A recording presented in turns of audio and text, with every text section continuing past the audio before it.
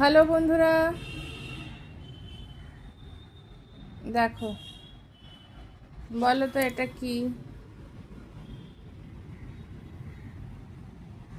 বলো বলো। থাক, আমি বলে দিচ্ছি এটা কি। অ্যাকচুয়ালি আমি কিছু হ্যান্ডিক্রাফট, কিছু আর কি হাতের কাজের জিনিস বানাচ্ছিলাম। তো এটা হচ্ছে একটা ওয়ালপুট্টি ডো, মানে বাকিটা কাজে লেগে গেছে, এইটুকুনি ওয়ালপুট্টি বেঁচে ছিল। তো কি করব, এটা তো থেকে গেলে এমনি শক্ত হয়ে যাবে আর ইউজলেস হয়ে যাবে, আর সেটাকে ব্যবহার করতে পারবো না। তো ভাবলাম কি করব, এটাকে ফালতু ফালতুই নষ্ট করে দেবো এটাকে এভাবে, সেটা তো ঠিক না। তো ভাবলাম যে ঠিক আছে, এটাকে দিয়ে একটা পেপার ওয়েট বানিয়ে নিই। তো সেই প্রসেসিংয়ে চলছে পেপার ওয়েট বানানো। এখনও কমপ্লিট হয়নি পেপার ওয়েটটা বানানো।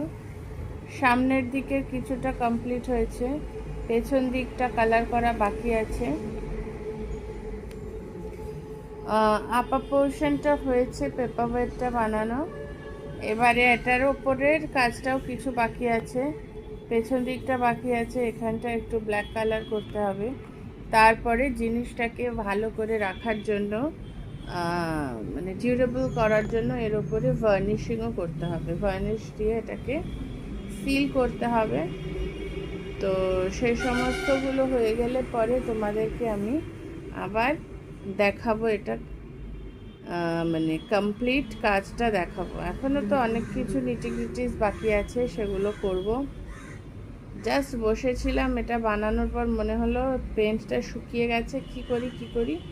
তো একটা ছোট ভিডিও বানালাম, কেমন লাগলো জানিও।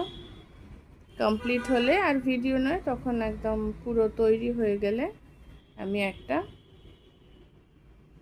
ফটো দিয়ে দেবো। আর সত্যি বলতে কি, এখন তো সেরকম পেপার ওয়েটের দরকার পড়ে না, কেননা এখনও তো